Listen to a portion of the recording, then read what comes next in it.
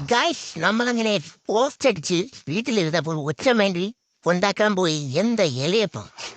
ഇലയപ്പം ഉണ്ടാക്കാൻ വേണ്ടി ഒരാൾ ഇവിടെ നിന്ന് തേങ്ങ ചിരകുന്നു. ഹായ് പറയൂ. ശർക്കര ചിരകുന്നോ? ആരാ ചിരകുന്നേ? അമ്മ. ഞാനിവിടെ മാവ് ആത്തുന്നു. ഇത് നിങ്ങൾക്ക് ചിലവർക്ക് അറിയാവൂ എങ്ങനെയാണെന്ന്. ചിലവര് പരത്തിയടിക്ക് ഉണ്ടാക്കണതും നമ്മൾ വെറൈറ്റിയാണ് ഗൈസ്. ബാക്കി ഇതാ വരുന്നത്. അപ്പോ എന്നെ മിക്സിങ് ആണ് ഗൈസ്. ശർക്കര, തേങ്ങ തേങ്ങ മിക്സിങ് ആണ് ഗൈസ്. തേങ്ങയുടെ ബാക്കിൽ നിന്നിടും കോക്കനട്ട്.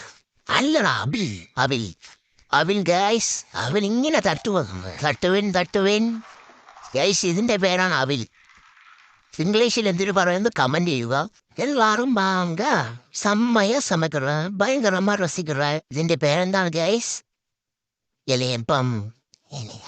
ഫസ്റ്റ് ദോശമാവ് പരത്തണം. എന്നിട്ട് put some aval and some karipatti. Yes, this is the sadhanam. Okay bye guys. അപ്പോൾ നമ്മളല്ല ഇതിലാക്കിയിട്ടുണ്ട്. ഇനി വേവിച്ചിട്ട് വരാ.